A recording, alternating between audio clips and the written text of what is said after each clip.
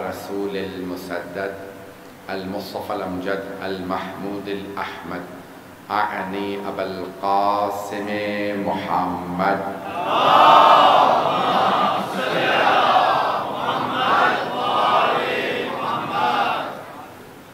وعلى روحه ونفسه وسحره ووسيه سيد الأتقياء والأصفياء مولى الموالي إمام المتقين علي بن أبي طالب اللهم صل على محمد وآل محمد وعلى أوصيائه في الأرضين روحي وأرواح العالمين لتراب مقدمه الفدا واللعنة الدائمة على أعدائهم أجمعين من الآن إلى قيام يوم الدين. أما بعد فقد قال الله الحكيم في كتابه الكريم بسم الله الرحمن الرحيم عن الفحشاء والمنكر والبغي يعظكم لعلكم تذكرون. صدق الله العلي العظيم. صلوات اللهم صل على محمد وآل محمد. برائے صحت و سلامتی علماء حق بلند تر صلوات اللهم صل على محمد وآل محمد. عزیزان گرامی، ہمارا موضوع ان دو مجالس کے لیے عدل ہے. میں نے کل عدل سے متعلق کچھ باتیں پیش کی تھیں، آج اسی موضوع کو جاری رکھوں گا. ہمارا عقیدہ یہ ہے کہ اللہ عادل ہے اور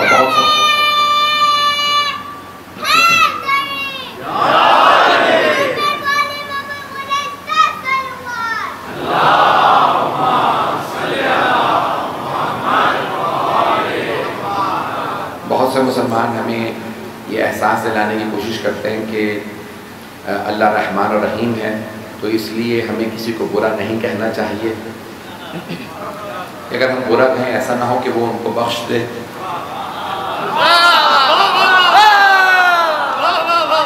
اور بہت سے ہمیں یہ احساس دلانے کی کوشش کرتے ہیں یزید کو بھی برا نہ کہو.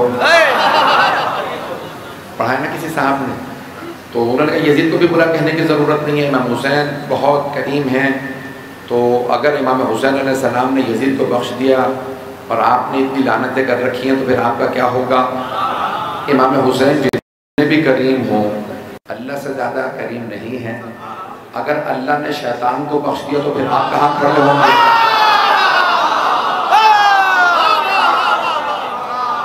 چلتے رہیے گا بتانے کہ ہمارا عقیدہ یہ ہے کہ اللہ عادل ہے اور عدالت کا تقاضا یہ ہے. غور سے سنیے گا اس جملے کو. ہمارے بہت سے برادران کا یہ عقیدہ ہے اللہ جو چاہے کرے وہی عدل ہے. اللہ چاہے تو کسی نیک کو جہنم میں ڈال دے اور کسی برے کو چاہے تو جنت میں ڈال دے. بات پہنچ رہی ہے؟ شیعہ عقیدہ یہ نہیں ہے، یہ اللہ کے عدل کے خلاف ہے کہ وہ کسی نیک کو جہنم میں ڈال دے اور برے کو جنت میں ڈال دے. سمجھ تو رہے ہوں کہ بنیاد ان کے عقیدے کی. میں بہت زیادہ کھل کے نہیں پڑھ سکتا ہوں. تو آپ کو کہتے ہیں کہ نہیں کسی کو بھی کچھ نہیں کہنا چاہیے کیونکہ اللہ سبحانہ و تعالیٰ ارحم الراحمین. ہمارا عقیدہ یہ کہ نہیں، جب امام نے فرما دیا اللہ عادل ہے تو عدل الہی کا تقاضا یہ ہے کہ جو برا ہے اسے برا کہو. اچھا پھر ایک اور بات، قرآن کا اسلوب یہی ہے، اچھوں کو اچھا کہو بروں کو برا کہو. اللہ نے پورے قرآن میں جگہ جگہ پہ ظالموں پہ لعنت کی ہے. جب اللہ قرآن میں ظالموں پہ لعنت کر رہا ہے تو پھر عدل کا تقاضا یہ ہے جو عدل کے ماننے والے ہیں وہ ظالم پہ لعنت کریں اور جو نیکوکار ہیں ان پہ درود و سلام بھیجیں. جلدی سے ایک آیت پڑھ دوں گا، سورہ نساء کی آیت ہے. میری آواز سب کو صاف آ رہی ہے؟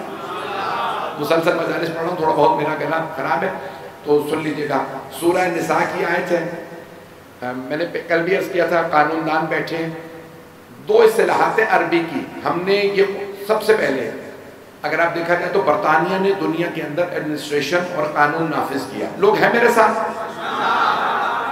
دنیا میں ایڈمنسٹریشن کو اور دنیا پہ تسلط حکومت یعنی کہہ لیجیے کہ کلونیل پاور کے ساتھ نا سامراجی طاقت برطانیہ ظالم ہے طاقت. میں وہیں رہتا ہوں لیکن اب کیا کروں، سامراجی طاقت ہے. تو انہوں نے دنیا میں قانون بھی رائج کیا اور ایڈمنسٹریشن بھی.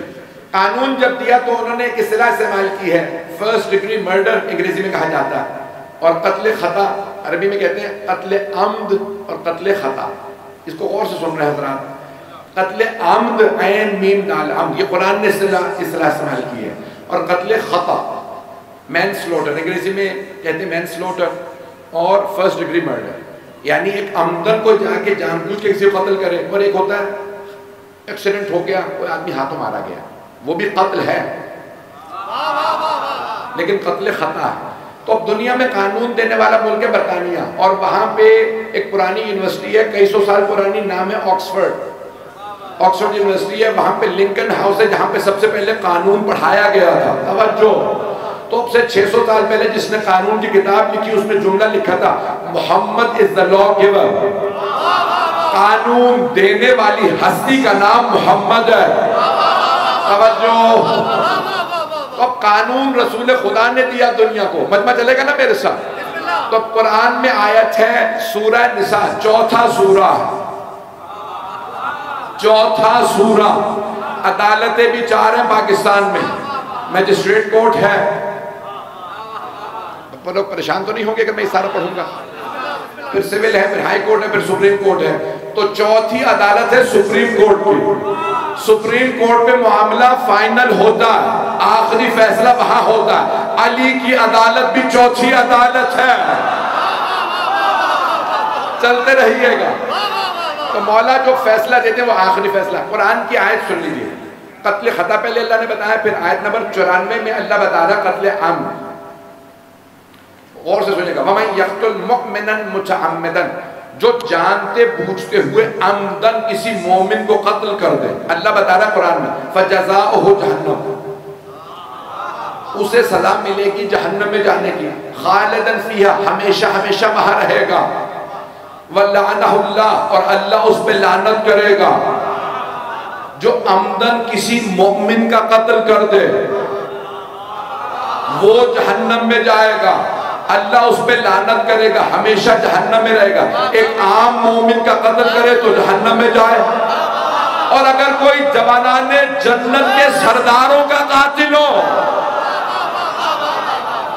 میں آیت پڑھ گیا ہوں, جو پہنچ رہے انہیں سلام. عزیزان گرامی, بڑی کوشش کی جاتی ہے بعض افراد کو بخشوانے کی. نہ تم قرآن سے بخشوا سکتے ہو, نہ حدیث کے ذریعے کوئی ثبوت لا سکتے ہو. جتنا بھی قیاس لگاؤ گے میں قرآن سے ثابت کر کے دکھاؤں گا یزید جہنمی ہے.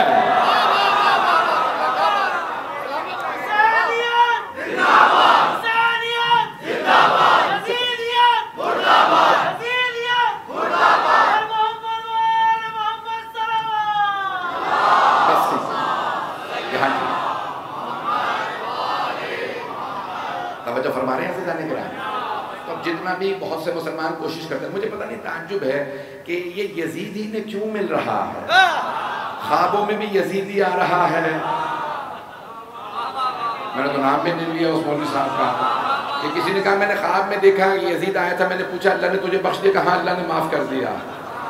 اگر یزید کو قتل حسین معاف ہو سکتا ہے تو مجھ حقیر فقیر سے سید کو ایک لعنت معاف نہیں ہو سکتی.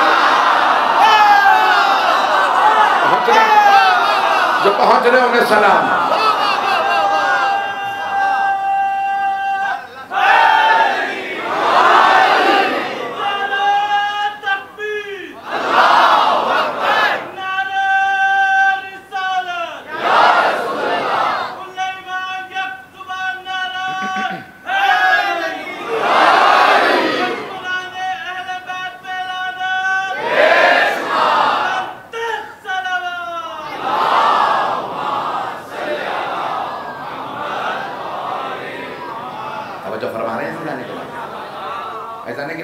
بڑے بڑے بیچارے نیک لوگ پڑے ہیں, انہیں بخشوانے کی کوشش کرو. یہ یزید جیسے ملعون ہی کو کیوں بخشوانے کے لیے مسلمان پڑے ہیں؟ عزیزان گرامی دیکھیں, ہمارا کسی سے کوئی مسئلہ نہیں ہے, ہمارا کوئی ذاتی تو ایشو نہیں ہے. ہم اہل بیت کے ماننے والے ہیں. جو ان کے مقابلے میں آئے گا پھر ہم اس کے اوپر کوئی بھی سمجھوتا کرنے کے لیے تیار نہیں ہے. تو عزیزان گرامی, عدل میرا موضوع ہے, ذرا سنتے جائیے گا. تو اللہ نے عدل قائم کیا. عیسائی مذہب میں ایک جملہ استعمال کیا جاتا ہے محبت. وہ کہتے ہیں کہ حضرت عیسیٰ آئے تھے دنیا میں محبت قائم کرنے کے لیے, تو سب سے محبت کرو. اسلام کا یہ تصور نہیں ہے. غور سے جملے کو سنیے گا. میں جانتا ہوں مجھے میرے عیسائی بھائی بھی سنتے ہیں, یہ میری مجالس ہر جگہ جائیں گے, لیکن اسلام کا تصور یہ نہیں ہے کہ سب سے محبت کرو. اسلام کہتا ہے اللہ والوں سے محبت, جو اللہ والوں کے دشمنوں ان سے نفرت. محبت سب کے لیے نہیں ہے, صرف اللہ والوں کے لیے ہے. اولیاء اللہ کے لیے محبت ہے, اللہ اور اللہ کے دشمنوں کے لیے نفرت ہے, محبت نہیں. جملے کو سن لیجئے گا. تو ہم اہل بیت کے ماننے والے ان سے محبت کرتے ہیں, ان کے دشمنوں سے میں نے کچھ نہیں کہا. آپ سب پہنچ رہے ہیں جانے کے نامی, تو ہمیں آل محمد سے محبت ہے. جو ان کے مقابلے میں آئے گا وہ ہمارے لیے قابل قبول نہیں. تو جانے کے نامی اللہ نے عدالت کو ہمارے لیے رائج قرار دیا ہے. اسلام کا پیغام کیا؟ سرور کائنات کی حدیث سن لیجیے کہ تمام ادیان کی ایک پہچان ہے. کچھ ادیان کی پہچان ہے بت پرستی, کچھ نے کہا کچھ نے کہا کچھ. پیغمبر فرماتے ہیں میرے دین کی پہچان اخلاق ہے. اور اگر زیادہ کوئی مذہبی ہو جائے تو اس میں اخلاق نہیں ہوتا. اس کا مطلب ہے کہ آل محمد سے کوئی دوری نظر آ رہی. میں آج سخت ترین جملے پڑھوں گا, اس کے بعد پھر مجھے پروانی ہے کیونکہ یہاں پہ اس سلسلے کی آخری مجلس ہے اور کل میرا پاکستان کے اندر سلسلے کا آخری سلسلہ. تو میں الفاظ پڑھ کے جاؤں گا, سارا مجمع میرے الفاظ کو سنے گا. جانے گرامی جملے کو سن لیجئے گا. ایک خوارج کا نام سن رکھا ہے؟ خوارج سمجھتے ہیں سب لوگ. خارجی کی جمع خوارج. خارجی اسے کہتے ہیں جو اہل بیت کے خلاف خروج کرے, جو امام کے خلاف خروج کرے. خارجی کلمہ پڑھتا ہو, حافظ قرآن ہو, سجدوں کے نشان ہو, اس میں صبح شام بے شمار ہے. میرے جملے پہنچ رہے ہیں؟ جو امام کے خلاف خروج کرے اور سمجھے کہ یہ عبادت ہے, اس پہ ائمہ علیہ السلام نے اس پہ لعنت کی, اسے کہا یہ کافر ہے جو امام کے خلاف خروج کرے. میرے بھائی پہنچ رہے ہیں سارے, اور سے سنیے گا. خوارج جنہوں نے مولا علی کے خلاف خروج کیا تھا, اور سے سنیے گا جملے کو. عدالت میرا موضوع. خوارج میں سے ایک آدمی جب ایک باغ میں تھا تو اس نے کھجور اٹھایا اور دہن میں رکھ لیا. دوسرے خارجی نے کہا یہ تم نے کیا کیا, تمہیں پتہ بھی ہے یہ باغ کس کا ہے؟ نہیں. کہ اس کا باغ جس کا ہمیں پتہ بھی نہیں, اور اس کے باغ سے ایک کھجور گرا, تم نے اٹھا کے دہن میں رکھ لیا. اس نے اسی وقت بغیر چبائے وہ کھجور واپس تھوک دیا. توجہ, کون؟ خارجی. کا پتہ نہیں کس کا کھجور تھا, کہ نہیں اس سے معافی مانگو, تم نے کھجور ضائع کر دیا. عزیزان گرامی غصبی مال بھی نہیں کھا رہا, سارا مجمع نہیں ہے. خارجی غصبی مال بھی نہیں کھا رہا, داڑھی بھی پیٹ تک تھی, 5 وقت کا نمازی بھی تھا, قرآن بھی جب پڑھتے تھے تو لگتا تھا بھیڑوں کا چھتا ہے. ابھی بھی سارا مجمع نہیں ہے.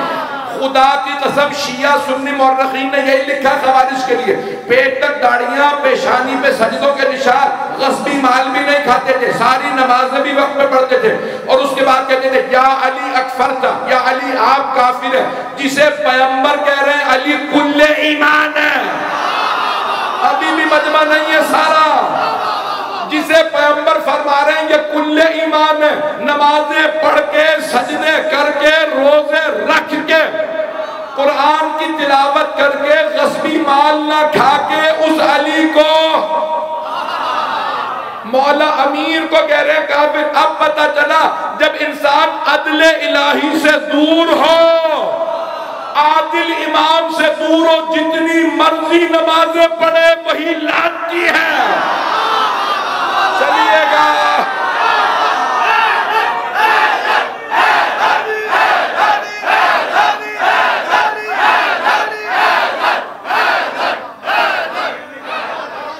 میرے جملے پہنچ رہے ہیں, پریشان تو نہیں ہوگا. میں نے کہا تھا میں سب باتیں کہوں گا. حضرت گرامی آج آپ دیکھ رہے ہیں داعش کی شکل میں بہت سے لوگوں کے تو نام بھی نہیں لے پاؤں گا, آپ لوگ مجھ سے زیادہ جانتے. کیا ہیں آپ؟ کیا داڑیاں نہیں ہیں ان کی؟ کیا نماز نہیں پڑھتے؟ کیا قرآن حفظ نہیں کر رہے؟ اور پھر بھی اگر آپ, میں ایک سوشل میڈیا کے پلیٹ فارم پہ پڑھ رہا تھا داعش کے سارے کامنٹس جب نئے آئے تھے تو کیا کہہ رہے تھے, حضرت عمار یاسر کی قبر انہوں نے کھودنے کی کوشش کی. ذہنوں میں ہے, کچھ لوگوں کو یاد ہوگا, کچھ لوگوں کو یاد ہے حضرت عمار یاسر صحابی رسول, بات کر رہے ہیں صحابہ کی, اور صحابی رسول حضرت عمار کی قبر کھودنے لگے. اس کے بعد پھر کچھ شیعہ وہاں پہ پہنچے, انہوں نے سب کے سر قلم کر دیے. توجہ, گولی ہماری. اور ان میں سے ایک نے کامنٹ لکھا اگر ہم نجف آئیں تو تمہارے علی کی بھی قبر کھودیں گے. آپ سوچ سکتے ہیں عزیزان گرامی, جب انسان مکتب اہل بیت سے دور ہو جائے تو جتنی مرضی نمازیں پڑھ لے. میں یہ مثالیں پیش کر رہا ہوں آپ کے سامنے, اس سے بھی بڑی بڑی مثالیں دوں گا اگر آپ پریشان نہیں ہوں گے. حضرات گرامی یہ آج کا دور ہے, چلے وہ خوارج تو اس دور میں تھے, یہ آج ہیں, یہ آج کے خوارج. سخت ترین جملہ پیغمبر اسلام کی حکومت ہے. آئیے ذرا سن لیجیے گا تاکہ تھوڑا سا ماحول تھوڑا سا لائٹ ہو جائے. عدل رسالت میں آپ کو پیش کر رہا ہوں. مدینہ شہر, ایک آدمی ظہر کے وقت مکے سے آتا ہے اور آنے کے بعد کہتا ہے اے مدینے والو کہاں ہو؟ کوئی جواب نہیں دے رہا. ظہر کا وقت تھا. اس نے پھر کہا کیا اس بستی میں بسنے والے سب مر گئے؟ کوئی جواب کیوں نہیں دیتا؟ اتنے میں ایک صحابی مسجد نبوی سے باہر نکلے. کا کیا بات ہے, شور کیوں مچا رہے ہو؟ کہ تمہاری دکانیں کھلی ہیں, مال و منال بھی رکھا ہے, تم اپنے دولت مال سب چھوڑ کے چلے جاتے ہو, کہاں گئے تھے؟ کہ نماز پڑھنے, ظہر کا وقت ہو گیا. کہ تمہیں ڈر نہیں لگتا چوری ہو جائے گی؟ کہ نہیں ہمیں ڈر نہیں ہے. کہ مکے میں بھی یہی لوگ تھے, چوریاں ہوتی تھی, مدینے میں بھی یہی لوگ ہیں, چوریاں کیوں نہیں ہوتی؟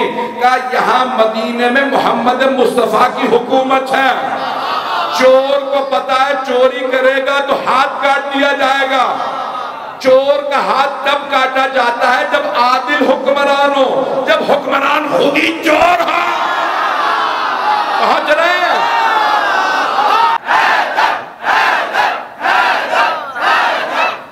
میرے جملے پہنچ رہے ہیں؟ جناب امیر پہ بلند تر صلوات.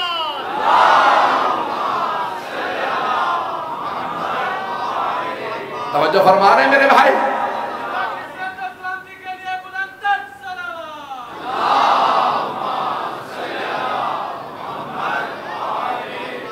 توجہ فرمائیے عزیزان گرامی. عزیزان گرامی جب پیغمبر کی حکومت ہے کسی میں جرأت نہیں ہے, وہ جانتے ہیں کہ حاکم خود عادل ہے. میں سب جملے نہیں کہوں گا. عزیزان گرامی امام علی نقی علیہ السلام کا دور ہے, متوکل حاکم ہے. متوکل کا نام سنا ہے؟ نہیں سنا تو اچھا ہی ہے, دماغی خراب ہوگا, وقت ضائع ہوگا. کچھ لوگوں کے نام نہ یاد ہوں تب بھی اچھا. متوکل عباسی, بھائی بچے پہنچ رہے ہیں, انہیں سلامت رکھے پروردگار. تو متوکل عباسی ملعون ترین تاریخ کے افراد میں سے ایک متوکل عباسی. متوکل کا دربار اتنے میں اس نے کہا کہ ذرا جاؤ جا کے علی بن محمد کو بلا لاؤ. امام کی توہین مقصود امام کو بلایا, بہرحال تفصیل میں نہیں جاؤں گا. بلایا, ایک آدمی کو لایا گیا, سارا دربار بھرا تھا. ایک آدمی نے کہا یہ بادشاہ سلامت خلیفہ وقت یہ چور ہے. متوکل نے پوچھا تم چور ہو؟ کہاں چور ہو. چوری کی ہے کہاں؟ جانتے ہو 3 مرتبہ اقبال جرم کرو گے, اقرار کر لو گے تو تمہارا ہاتھ کاٹ دیا جائے گا. کہ ہاتھ کون کاٹے گا؟ تو پتہ لوگ ہیں یا نہیں؟ سلامت رہے جو پہنچ رہے ہیں. کہ تو خود ہی غاصب ہے. اس واقعے کو میں پورا سناؤں گا لیکن روک کے جملہ سن لیجیے. جب حضرت بہلول دانا بغداد میں ہارون الرشید کے تخت پہ بیٹھے تو سارے درباریوں نے انہیں نا تخت سے اتار کے بہت مارا پیٹا.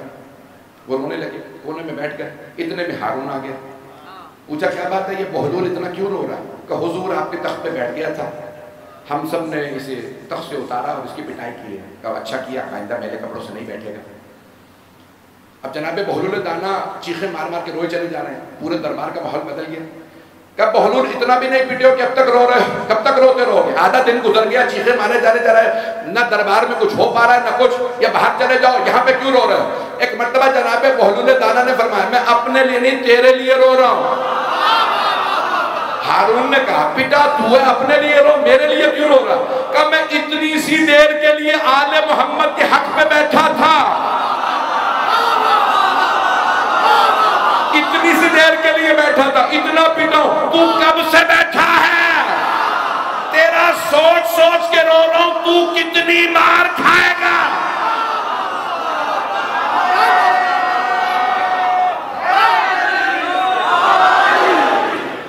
آپ کہیں گے مولانا پہ بھی لاہور میں پابندی اٹھی ہے, پچھلے ہی ہفتے کی شاید دوبارہ پابندی لگوانے کے موڈ میں ہے. میں سارا پڑھوں گا کھل کے, میں نے پہلے کہہ دیا تھا. حضرت گرامی کیسے کیسے لوگ آل محمد کے حق پہ بیٹھے ہیں. متوکل نے کہا بھائی اگر تم نے چوری کیا تو تمہیں سزا ملے گی. کہ سزا دے گا کون؟ تو خود جو خود چور ہے, تو نے آل محمد کا حق چرا رکھا. کہ نہیں سزا ملے گی, قاضی سزا دیں گے. قاضی صاحب اسے سزا دیجیے.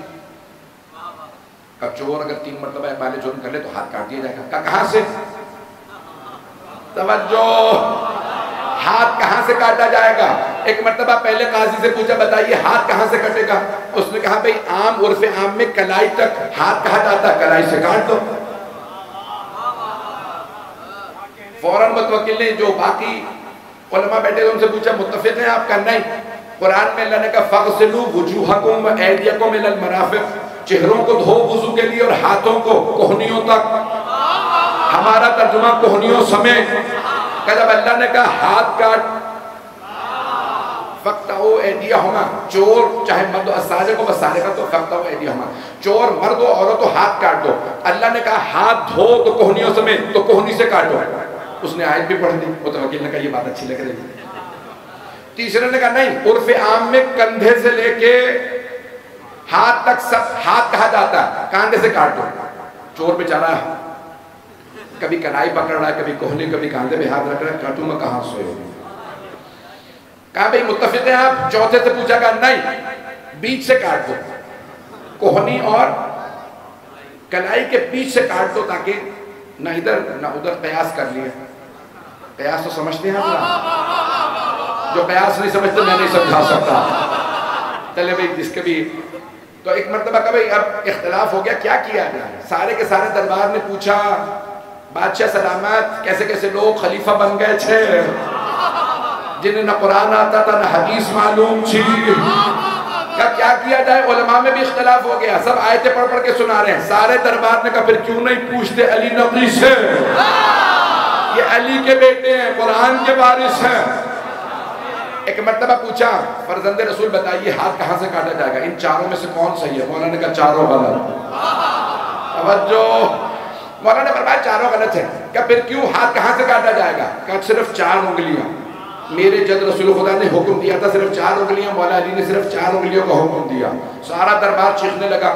سارے ملا کھڑے ہو گئے. درباری ملاؤں کی کمی تو تھی نہیں. کہا کہ یہ کیسے ہو سکتا ہے؟ آپ اہل بیت میں سے ہیں, ہم نے آیتیں سنائی ہیں, آپ کیوں نہیں بتاتے کون سی آیت کے تحت صرف 4 انگلیاں کاٹی جائیں گی؟ امام نے فرمایا قرآن میں لکھا ہے ان المساجد للہ جمیعا, ساری سجدگاہیں اللہ کے لیے ہیں. ساری سجدگاہیں. سجدے میں 7 اعضاء کو زمین پہ رکھنا واجب ہے. پیشانی زمین پہ, دونوں ہتھیلیاں زمین پہ, دونوں گھٹنے زمین پہ, دونوں پاؤں زمین پہ. اگر چور توبہ کر لے تو نماز پڑھے گا اور کسی کو بھی توبہ سے روکا نہیں جا سکتا. جب اللہ نے کہہ دیا سجدگاہ اللہ کے لیے ہے تو انگوٹھا اور ہتھیلی کاٹے نہیں جا سکتے. چور کی صرف 4 انگلیاں کاٹی جائیں گی. وہی بتا سکتا ہے جو قرآن کا وارث ہے.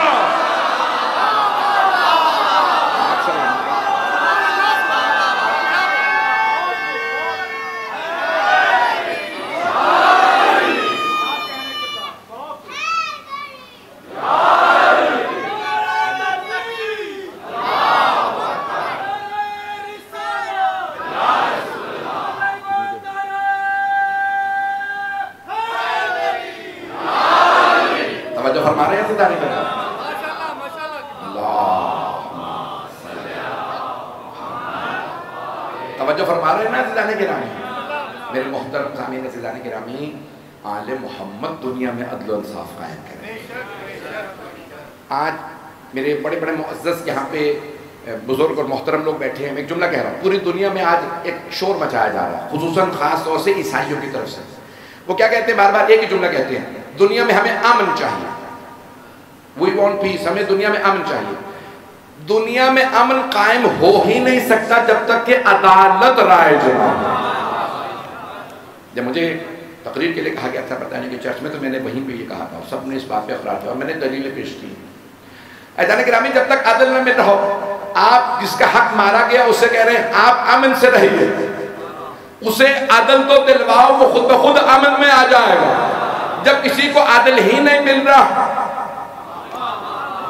اگر کوئی سخت جملہ کہہ جاؤں تو اسلام آباد ہے، حکومت سے تو کبھی معافی نہیں مانگوں گا، آپ لوگوں سے معذرت کے ساتھ کہ اگر کسی کے لیے اللہ نہ کرے کوئی مسئلہ نہ بنے۔ عزیزان گرامی، آج پاکستان میں لوگ اگر مظاہرہ کرتے ہیں بجلی مہنگی ہے، گیس مہنگی ہے، پیٹرول مہنگا ہے، تو کہتے ہیں امن قائم کرو، پہلے عدالت تو قائم کرو۔ عدالت رائج ہوگی، خود بخود امن آ جائے گا۔ لوگ دیوانے نہیں ہیں، جب ان کو ان کے حقوق مل جائیں تو کوئی دنگا فساد نہیں کرتا، کوئی مظاہرہ نہیں کرتا۔ میرے جملے پہنچ رہے ہیں؟ عزیزان گرامی، مولا کائنات فرماتے ہیں عدل و انصاف ہے۔ میں ایک جملہ پیش کروں گا بہت معذرت کے ساتھ، نام نہیں لوں گا، میں نے پہلے کہہ دیا تھا میری باتیں سخت رہیں گی۔ سرور کائنات نے جب حکومت قائم کی تو آپ نے کہا کسی عرب کو کسی عجم پہ لا فوقیت للعربی علی عجمی ولا للعجمی علی عربی، کسی عرب کو کسی عجم پہ، کسی عجم کو کسی عرب پہ، کسی کالے کو گورے پہ، گورے کو کالے پہ۔ آپ نے ساری بتا دی، نسلی سب تعصب، کوئی فوقیت نہیں، اللہ میں چل رہا۔ میں نے کہا سب کو مساوات کے حساب سے میں تقسیمی دوں گا، بیت المال جب تقسیم ہوگا سب کو برابر۔ یہ پڑھوں جملے؟ سرور کائنات نے آنے کے بعد کہا خبردار، کسی نے کہا کہ عرب کو تقسیم میں زیادہ ملنا چاہیے، سب کو برابر کا حصہ ملے گا۔ توجہ، پیغمبر جنگ جیتتے تھے تو کہتے تھے حصہ ملے گا تو فاتح کا حصہ زیادہ ہوگا، اور فاتح ہوتے تھے مولا علی، ہمیشہ مولا کا حصہ زیادہ۔ کیوں؟ فتح کی علی نے، لڑے علی، لڑے اکیلے علی۔ توجہ توجہ، قبلہ کعبہ تشریف لے آئے، بابا بلند صلوات پڑھیں محمد والے محمد۔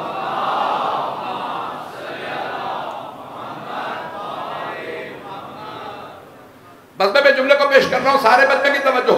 پیغمبر اسلام سب سے زیادہ، عدالت کیا ہے؟ جس نے جنگ فتح کی اس کا حصہ زیادہ، سب سے زیادہ حصہ ملتا مولا علی کو، پھر جنہوں نے جنگ کی تھی انہیں حصہ ملتا، مجمع ہے میرے ساتھ، جنہوں نے جنگ کی تھی ان کا حصہ۔ توجہ، جو کھڑے رہے پھر ان کا۔ اور کچھ لوگ ہوتے تھے بعد الفجر، جنگ فتح ہونے کے بعد پہنچتے تھے، یا رسول اللہ میں بھی آ گیا ہوں۔ تو پیغمبر یہ نہیں کہتے تھے تم نہ لڑے، نہ تیر چلایا، نہ تم نے تلوار اٹھائی، آ گئے کوئی بات، کچھ نہ کچھ اپنے حصے میں سے اسے بھی عطا کر دے۔ لیکن عدالت یہ تھی کہ رنگ نسل پہ تعصب نہیں کرتے تھے، جس نے جنگ کی ہے اس کا حصہ زیادہ۔ توجہ، جس نے جنگ نہیں کی اس کا حصہ کم۔ پیغمبر نے ایسے تقسیم کی، بعد والوں نے کیا کیا؟ دوبارہ عرب کا حصہ زیادہ، ایرانیوں کا، ترکوں کا اور افریقیوں کا حصہ کم۔ مولا علی علیہ السلام پھر حکومت میں آئے، بہت معذرت کے ساتھ۔ جیسے ہی مولا دوبارہ تشریف لائے، مولا نے کہا وہ جو پیغمبر نے کہا تھا تقسیمی ویسی ہی ہوگی۔ سارے عرب قبیلے کھڑے ہو گئے، یا علی میں عرب ہوں۔ مولا نے کہا ہوتا رہے، تقسیم ویسی ہوگی جیسی پیغمبر نے رائج کی تھی۔ عزیزان گرامی، اگر آج بھی کوئی کہے میرے قبیلے والے کا حصہ زیادہ، رشتہ دار کا حصہ زیادہ، جب میں بانٹوں گا تو فیکٹری اسے ملے گی، باغ اسے ملے گا۔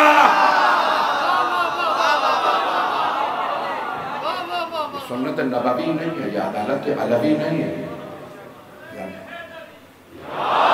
میں ممنون ہوں آپ کی محبتوں کا، میرے سخت ترین جملوں میں بھی آپ نعرے لگا رہے ہیں۔ میں ممنون ہوں عزیزان گرامی کہ آپ میری سخت ترین باتوں کو سن رہے ہیں۔ عزیزان گرامی، عدالت نبوی اور عدالت علوی اور ہے، جہاں پہ انسان کہتے کہ نہیں۔ چوتھے امام کا جملہ سن لیجیے، مولا کہتے ہیں تعصب کیا ہے؟ کہ جب ایک بات اپنے میں بری نہ لگے اور دوسرے میں وہ بات بری لگے تو یہ تعصب ہے۔ بہت سے عربوں نے کیا کہا یہ عرب ہے، یہ جو مرضی کرے۔ عزیزان گرامی، ائمہ اہل بیت علیہ السلام نے کہا چاہے بنی امیہ عرب ہے، لیکن جب اللہ نے کہہ دیا یہ شجرہ خبیثہ ہیں تو یہ ملعون ہے۔ عزیزان گرامی، میں سخت ترین باتیں کہنے کا عادی نہیں ہوں، بس ایک میں واقعہ ضرور سناؤں گا۔ بابا سے بلند سوال پڑھیے گا۔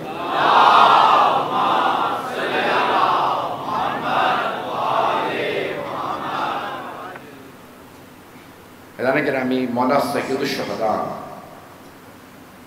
عادل امام ہے۔ میں جو چند جملے پیش کرنے والا ہوں، میں جانتا ہوں بہت سی آنکھوں میں آنسو آ جائیں گے، میرے ان جملوں کو ضائع نہ ہونے دیجیے گا۔ میں نے آدھا گھنٹہ تقریر کی ہے، 10 سے 15 منٹ اور آپ کو زحمت ہوگا۔ مولا حسین کے ساتھ حضرت جوان بھی ہیں، کچھ لوگ پہنچ گئے ہیں۔ ایسا ہے نا. حضرت جون سیاہ فام تھے, گورے نہیں تھے, سیاہ فام تھے. مولا حسین علیہ السلام جب ان کے لاشے پہ آئے, انہیں پیار کیا, پیشانی چومی, انہیں تیر لگا ہوا تھا. کہا مولا میرا خون آپ کے خون سے مل گیا ہے, خون بہ رہا تھا. تو مولا کے کپڑوں پہ, مولا نے کہا جون آپ نے میرے پہ جان قربان کی ہے, میری ماں آپ سے راضی ہے, میرے بابا آپ سے راضی ہے, میرے جد رسول خدا آپ سے راضی ہے, میرا اللہ آپ سے راضی ہے. کہ مولا میں سیاہ فام ہوں, میرا رنگ سیاہ ہے. مولا نے کہا جون اللہ سیاہی رنگ کے نہیں دل کی دیکھتا ہے. میں اپنے انداز سے ترجمہ کر رہا. جانے کے نام مولا سید الشہداء نے حضرت جون کو اتنی عزت دی. وہ حسین جو فرق نہ کریں, کوئی بھی آ جائے, ایک عیسائی ابھی ابھی کلمہ پڑھتا ہے نا دہنوں, تازہ کلمہ پڑھتے ہیں. مولا گزر رہے تھے, آپ کے ذہنوں میں واقعہ ہے. میں صرف عدالت حسین ابن علی کو پیش کر رہا ہوں, مولا کی کرم نوازیاں پیش کر رہا ہوں. میں نے تمام کر دیا. آج گزر رہے ہیں, دیکھتے ہیں کہ ایک بوڑھی خاتون ہے, اپنے جوان بیٹے اور بہو کے ساتھ کھڑی ہے. بیٹا پانی تلاش کر رہا ہے. کہا کیا بات ہے, آپ لوگ پانی کے لیے دور کیوں جا رہے ہیں؟ کہا یہاں پانی نہیں ہے. مولا نے کہا رک جاؤ, ابھی پانی نکالتا ہوں. وہیں سے اشارہ کیا, پتھر, عباس ذرا یہ پتھر اٹھا دیجئے. کہا نہیں مولا, جو عیسائی تھے انہوں نے کہا کہ نہیں یہ پتھر کوئی نہیں اٹھا سکتا. مولا نے کہا رک جاؤ, عباس ہے. جناب عباس نے ایک ہاتھ سے اس پتھر کو اٹھایا, دیکھا تو وہاں پانی تھا.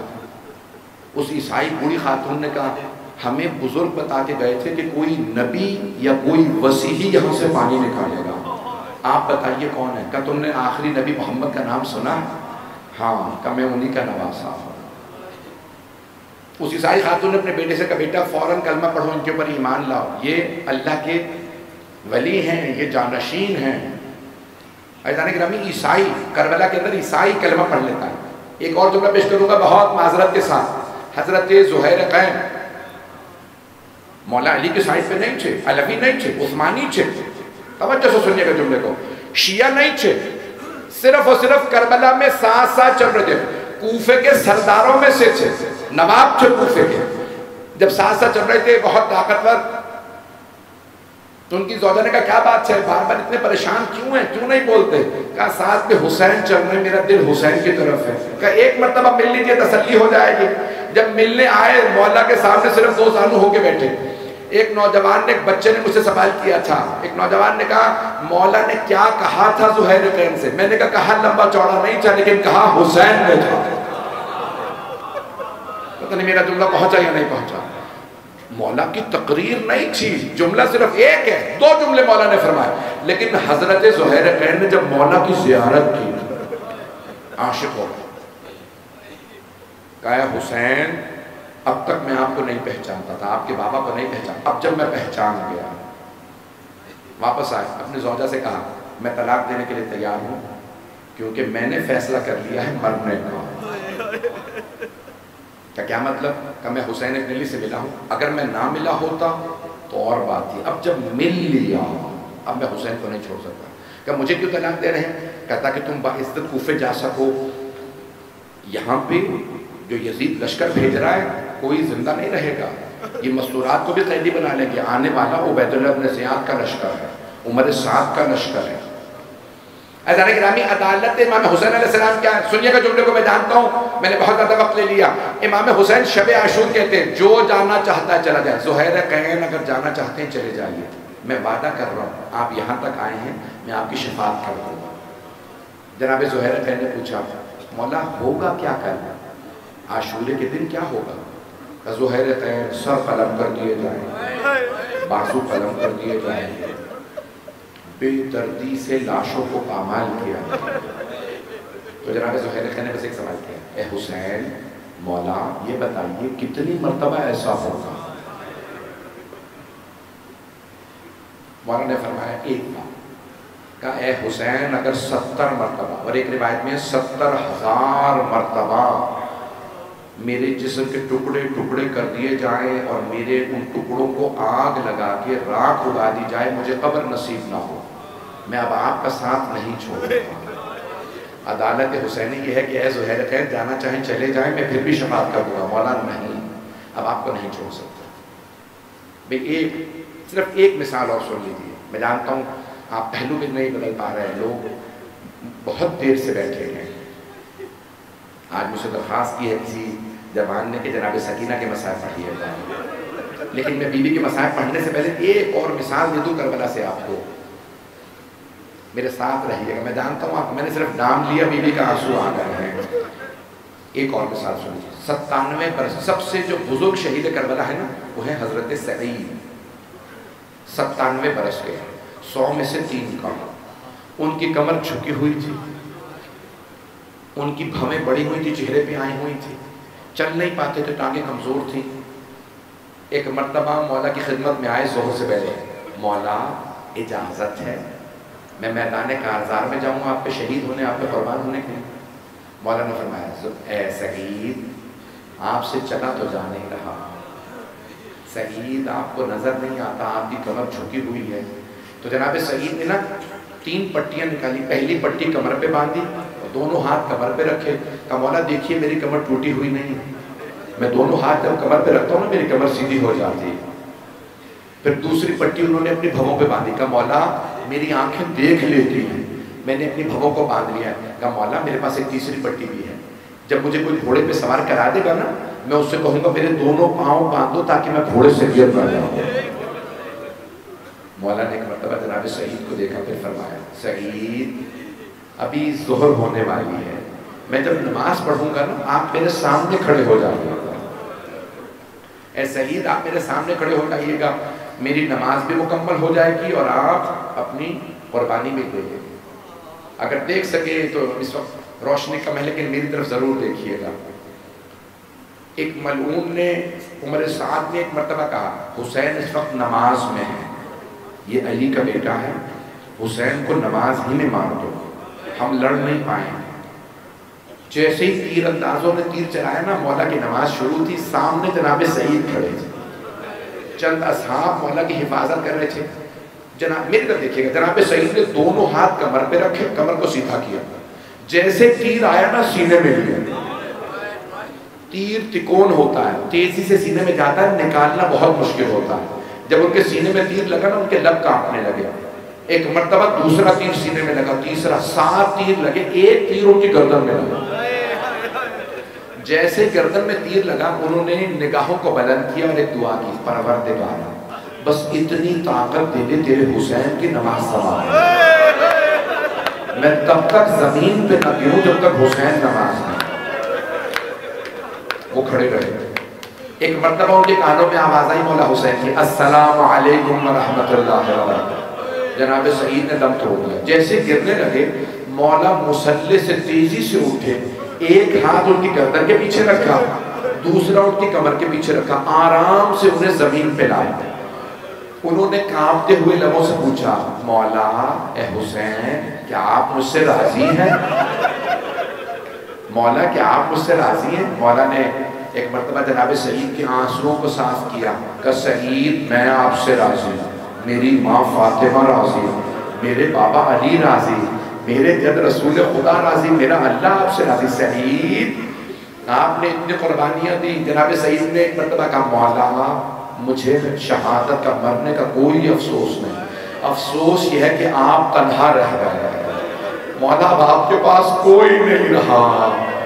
اجرکم اللہ، اجرکم اللہ. بھائی اگر دیکھ سکیں تو میری طرف ضرور دیکھیے گا. آپ نے اندھیرا کر دیا، لیکن ایک سوال کروں، روشنی ہو جائے گی نا؟ آپ اندھیرے میں تو نہیں بیٹھے رہیں گے.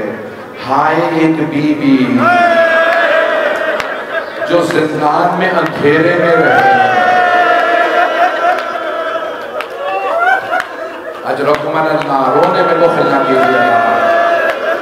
مولا سجاد فرماتے ہیں جب میرے بابا کو رو تو ایسے رو جیسے بوڑھی ماں جوان بیٹے کے لاشے پہ روتی ہے. کسی نے پوچھا مولا کیوں ایسے چیخیں مار کے روئے؟ کہا جب بھی میری پھپھیاں روتی تھی انہیں تازیانے مارے جاتے تھے. مجھے پانی دے.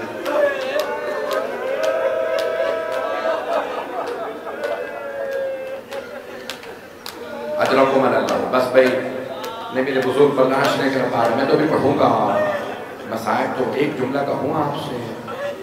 جب جناب مسلم کی شہادت کی خبر آئی تھی نا تو مولا حسین نے جناب سکینہ کو جناب عاتقہ کو نئی بالیاں پہنائی تھی اور ان کے سر پہ ہاتھ رکھ کے کہا تھا عاتقہ اپنے آپ کو یتیم نہ سمجھنا، ابھی ماموں زندہ ہے۔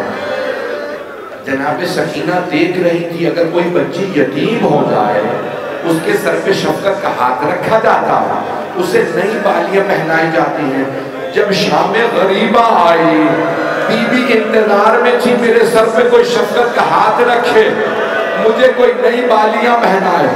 اتنے میں شمر آ گیا، اس نے سر پہ ایسا ہاتھ رکھا بی بی کا بالوں کو چھڑانا مشکل ہو گیا۔ جب اس نے بالیوں میں ہاتھ ڈالا جناب سکینہ نے آواز دی چچا ابا،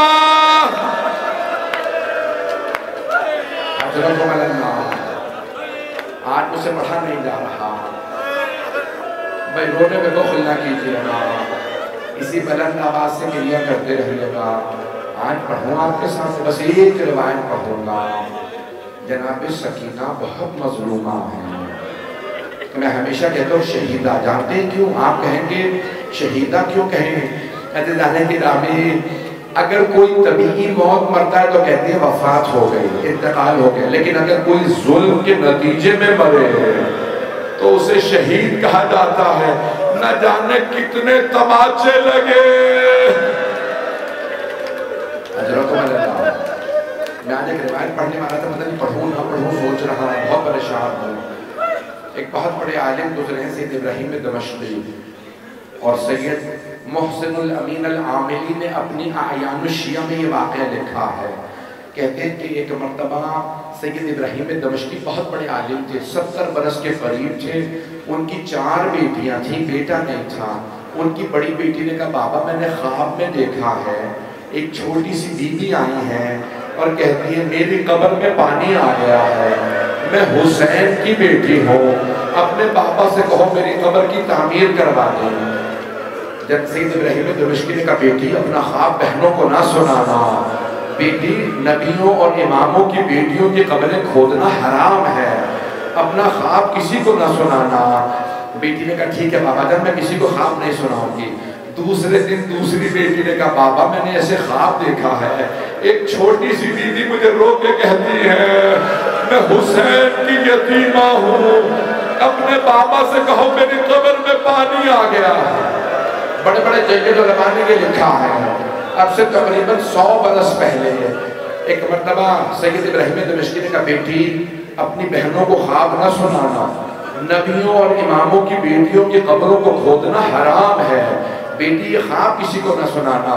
تیسرے دن تیسری بیٹی نے یہی خواب دیکھا، بیٹی نے خواب سنا بابا میں نے خواب دیکھا ایک چھوٹی سی بیوی کانوں سے زخمی تھی، کرتے میں خون کا نشان تھا، بی بی نے مجھ سے رو کے کہا میں حسین کی یتیمہ ہوں، اپنے بابا سے کہو میری قبر کی تعمیر کرو۔ پڑھوں یا نہ پڑھوں؟ چوتھے دن چوتھی بیٹی نے خواب دیکھا، اب سید راتوں کو جاگنے لگے رونے لگے پروردگارہ میں کیا کروں، تیرے امام کا حکم ہے، انبیاء تیرے امام کا حکم ہے نبیوں اور اماموں کی بیٹیوں کی قبروں کو کھودنا حرام ہے۔ 5ویں دن سید خود کہتے ہیں میں نے خواب میں دیکھا ایک چھوٹی سی بیوی کہتی ہے سید میں نے تیری بیٹیوں سے تجھے پیغام بھجوایا، میری قبر میں پانی آ گیا، میری قبر کو تعمیر کی ضرورت ہے، کیوں نہیں میری بات سن لے، میری قبر کی تعمیر کرواؤ۔ سید ابراہیم دمشقی نے سارے علماء کو جمع کیا، میں نے ایسے خواب دیکھا ہے میں کیا کروں؟ بڑے بڑے علماء نے کہا کہ آپ جا کے قبر کی تعمیر کروائیے۔ ایک مرتبہ سید کہتے میں نے اپنی بیٹیوں سے کہا سب وضو کر لو، امام حسین کی بیٹی کی قبر ہے، سب غسل کر کے وضو کر کے پاک لباس پہن کے آئیں، قبر کو کھودنا شروع کیا۔ پھر ایک مرتبہ ایک بیٹی نے کہا بابا آگے لگتا ہے کوئی جسم ہے۔ ایک مرتبہ سید ابراہیم دمشقی کہتے ہیں شیعوں سے کہہ دو یہ والی روایت جو اہل سنت نے نقل کی ہے کہ جب جناب سکینہ کی شہادت ہوئی شمر یزید نے غسالہ کو بھیجا، مولا سجاد کو کفن بھیجا، یہ روایت نہ پڑھے۔ میں نے جب دیکھا ایک چھوٹا سا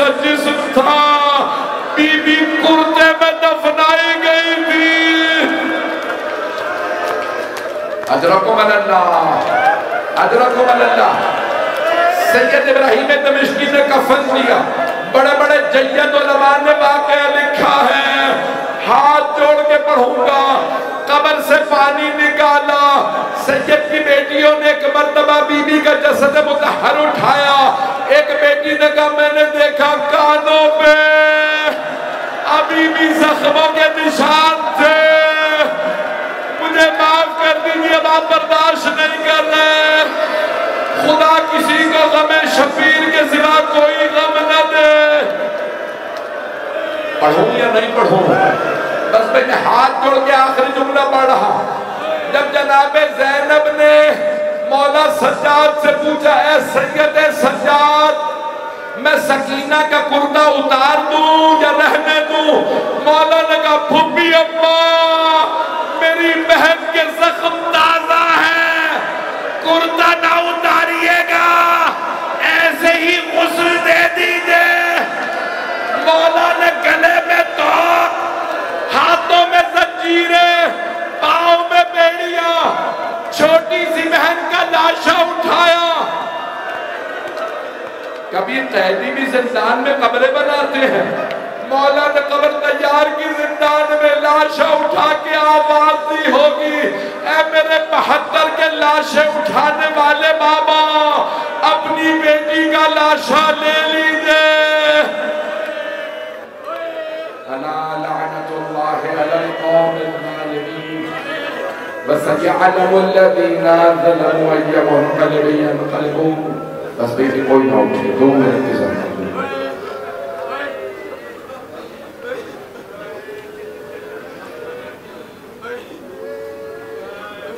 چراغ جلا دیں، آپ اندھیرے میں بیٹھے تھے۔ ایک سوال کروں آپ سے،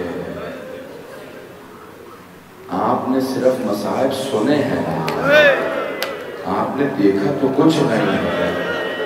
مولا سجاد نے سب دیکھا تھا، بابا کا سر نیزے پہ بنا، ایک چھوٹی سی بہن کو زندان میں۔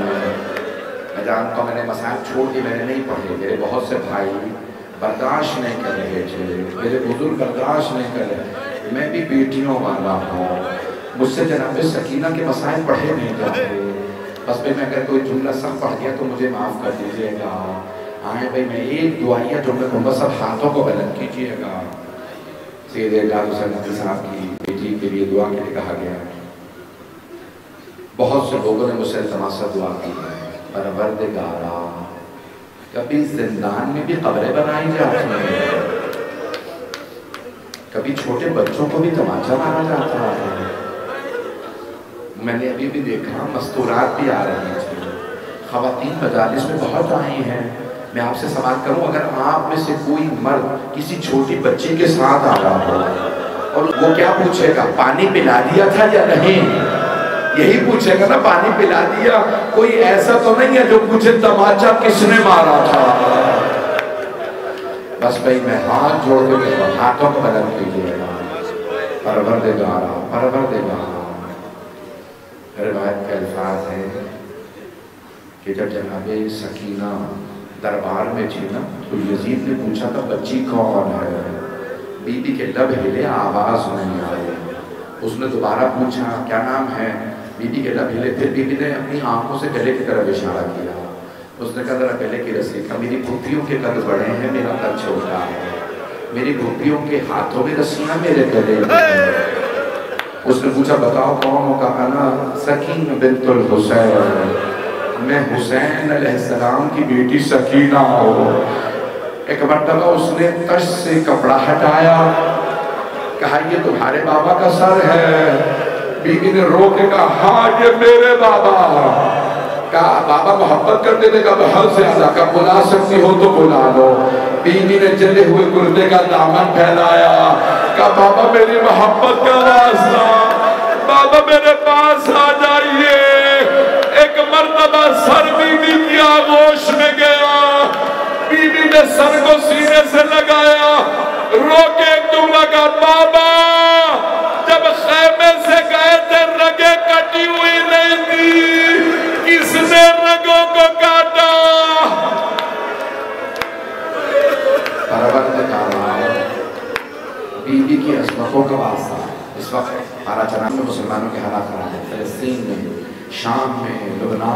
عراق ایران میں، یمن میں، افریقہ میں پروردگار سب پہ رحم فرما۔ بھائی میں سب جملے میں نہیں پڑھوں گا، میرے بہت سے بھائی مجھے اشارہ کر رہے ہیں اور نہ پڑھیے گا۔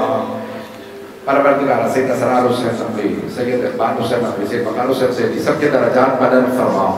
اپنے اپنے مرحوم کی ذہن میں لائیے گا، پروردگارا تجھے واسطہ ایک چھوٹی سی بیوی کا جن کے پاؤں بڑے زخم تھے، ہمارے تمام مرحومین کو اور ہمیں جناب سید الشہداء کی شفاعت نصیب فرما، دشمنان اہل بیت کو نیست و نابود فرما، داعش کو غارت فرما، مومنین کی حفاظت فرما، پروردگار بارہ چنار کے مومنین کی حفاظت فرما۔ آئیں بھائی ایک آخری واسطہ بولنا، بہت سے مریضوں نے مجھ سے التماس سے دعا کی ہے، بیماروں کو کبھی بستر سے نہیں گرایا جاتا ہے، پروردگار شام غریبہ میں ایک بیمار سے بستر لوٹ لیا گیا تھا، پروردگارہ اس بیمار کا واسطہ ہمارے تمام مریضوں کو صحت کلی عنایت فرما۔ اپنی اپنی دعائیں ذہن میں لائیے گا، پروردگارہ آج میرے کچھ بھائی بالکل بھی برداشت نہیں کر پا رہے تھے، میں ایک جملہ پڑھوں گا، مجھے معاف کر دیجیے گا، اگر جناب زینب آئی تھی نا مدینے میں، میرے بھائی بالکل برداشت نہیں کرتا۔ بی بی پہلے نانا کے روضے پہ گئی تھی، بی بی نے دونوں ہاتھ دروازے پہ رکھے اور بلند آواز سے کہا، یا جدہ انی نائیت الیک بولدک الحسین، نانا میں آپ کے نواسے حسین کی سنانی لائی ہوں، نانا میں 70 قدم کے فاصلے پہ تھی جب شبر میں حسین کا امامہ اتارا، نانا جب خنجر چلایا میں نے رو رو کے کہا کہ تمہارے نبی کا نواسا ہے، نانا کسی نے میری ایک نہ سنی، نانا میں نے بتایا میری ماں نے چکیاں پیس کے مارا تھا، خدا کی قسم روایت کے الفاظ ہیں مدینے والے دھاڑے مار مار کے رو رہے تھے، اتنی بلند آواز سے مدینے والے رو رہے تھے کہ جناب زینب کی آواز دب گئی تھی، جب سب روتے روتے تھک گئے تو پھر بی بی نے کہا، نانا اگر نامحرموں کا مجمع نہ ہوتا میں اپنی کنائیوں سے چادر ہٹا دوں، نانا میں بازوؤں کے بھی، نانا میں بتاتی آپ کی امت نے مجھے کتنے تازیات مارے۔ پروردگارہ ہمیں امام زمانہ کا ظہور دیکھنا نصیب فرما۔ پروردگارہ بھئی مجھے نہیں معلوم، مجھے لگتا ہے کہ بھائی میرے شاید بے ہوش ہو گئے، بس میں اور نہیں پڑھوں گا۔ پروردگارہ میں ایک سوال کروں آپ سے، اب کوئی نہ کہے مولا سجاد کیوں اتنا روتے تھے، مولا بار بار کہتے ہائے علی کی بیٹیاں شرابی کے دربار میں۔ پروردگارہ ہماری گنہگار آنکھوں کو امام زمانہ کا ظہور دیکھنا نصیب فرما۔ پروردگارہ ہمارے مقامات مقدسہ کی حفاظت فرما، جنت البقیع دوبارہ تعمیر ہوتا دیکھنا نصیب فرما۔ میں ہاتھ جوڑ کے کہوں گا، آپ جانتے ہیں نا میرا عقیدہ ہے ان مجالس میں مقدس ہستیاں آتی ہیں، میرا دل کہتا ہے آج کوئی مردوں میں آیا ہو نہ آیا ہو، آج خواتین میں ایک ماں اپنی بیٹی کا پرسہ لینے ضرور آئی ہوگی۔ آپ جانتے ہیں نا جب شام میں بیویاں سر واپس آ گئے تھے، مولا سجاد نے فرمایا تھا یزید سے بہت جو تبرکات لوٹے تھے واپس کریں، جب تبرکات آ رہے تھے ایک آدمی تو چھوٹی چھوٹی بالیاں لے آیا، جناب رباب نے رو کے کہا بالیاں واپس لے جاؤ، جس بچی کی بالیاں تھی وہ نہیں رہی۔